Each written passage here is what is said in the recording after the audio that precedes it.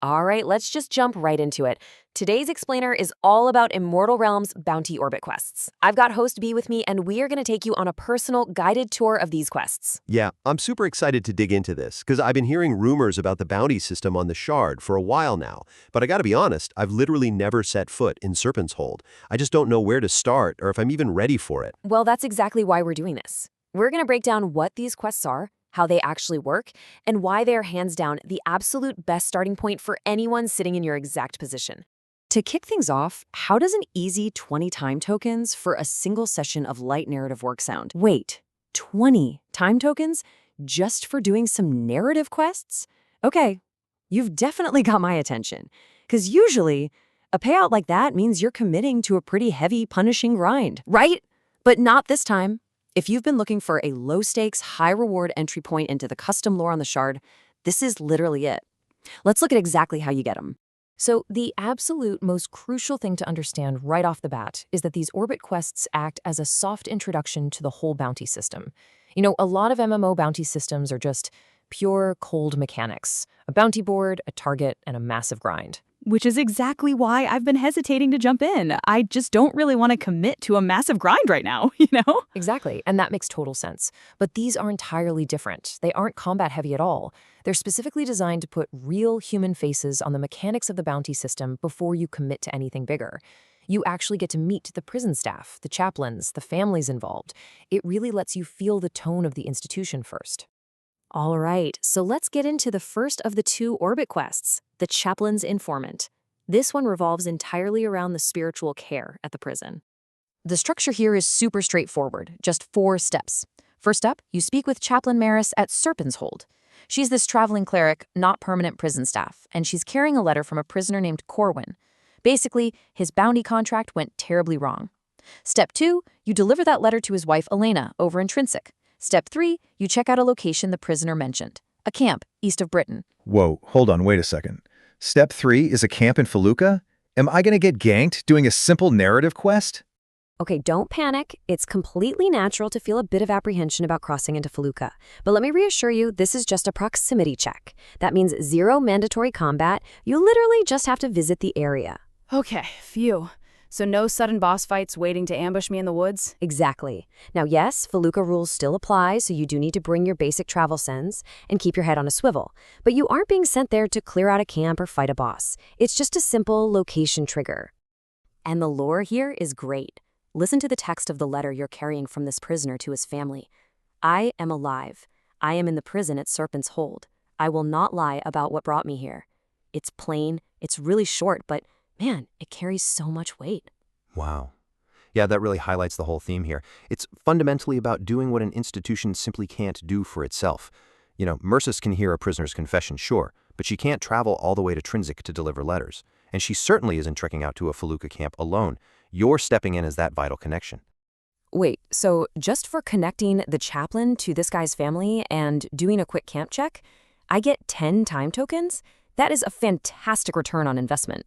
Oh, absolutely. It's a very fair reward for a really short, compelling narrative run. Okay, let's pivot over to the second half of this soft introduction, the Warden's old case. We're shifting gears from spiritual care over to the enforcement side of the prison. The structure here is even simpler than the last one. We're talking just 3 objectives. First, you speak with the warden about his past, and he hands you his sealed testimony for an old, reopened case. Second, you escort that testimony to Captain Hale of the City Guard in Trinsic. And finally, third, you just return to the warden at the prison.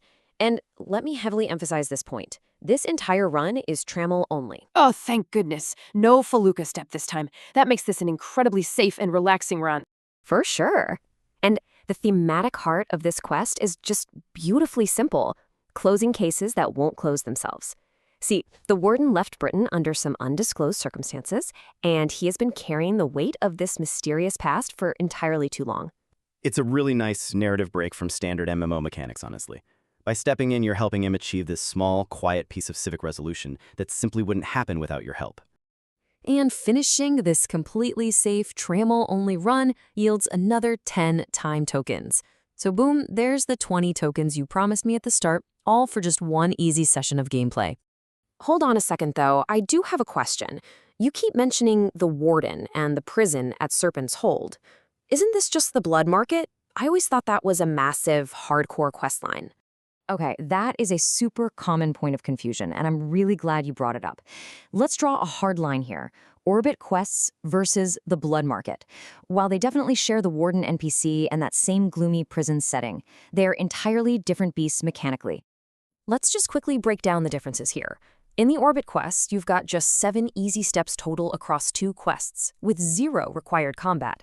The Blood Market, on the other hand, that spans 3 dense chapters packed with heavy boss fights. For rewards, you're looking at 10 tokens per Orbit quest, compared to upwards of 60 tokens, PvP tokens, and blood crystals in the market.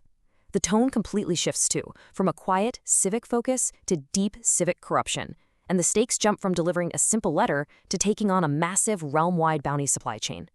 In short, the Orbit quests are for curious newcomers. The Blood Market is for highly engaged, heavily geared players. Honestly, the easiest way to think about it is this. The Orbit quests are the introduction. The Blood Market is the payoff. Oh, okay, I see.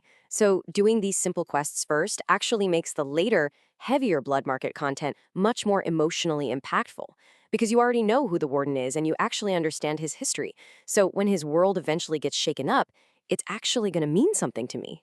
Okay, you've completely sold me. But if I'm logging in tonight, how exactly should I sequence this 1-hour narrative-focused session? What is the absolute best way to run it? Here is the perfect blueprint. Start with the Warden's old case first, because it's travel only, it's the safest, cleanest way to introduce yourself to Serpent's Hold and the Warden. Second, do the Chaplain's Informant. This lets you toe dip into that Felucca intel camp step we talked about, giving you a safe taste of cross-facet travel. Once you've knocked out both, step 3 is simply deciding your next move. And let me just give you a few rapid-fire practical details to finish this out. These are done once per character. However, if you roll a new character on the same account, they are fully replayable. To check your progress in-game, just type the command {bounty orbit status. It reports both tracks side by side so you can easily see if they are active, done, or not started. Nice. And since the objectives are so straightforward, it really seems like travel time is basically the only real bottleneck here. Exactly. By the time you finish this easy hour of gameplay, you're going to have met Chaplain Maris, Captain Hale, Elena, and the Warden himself. So now that you actually know the real people behind the mechanics, what will you hunt next? Are you going to dive into civic justice, try your hand at real bounty hunting, or maybe gear up for the massive stakes of the blood market? The choice is entirely yours. I definitely know what I'm doing tonight. Thanks for the breakdown. For sure. And thank you all for joining us for this explainer. Safe travels out there.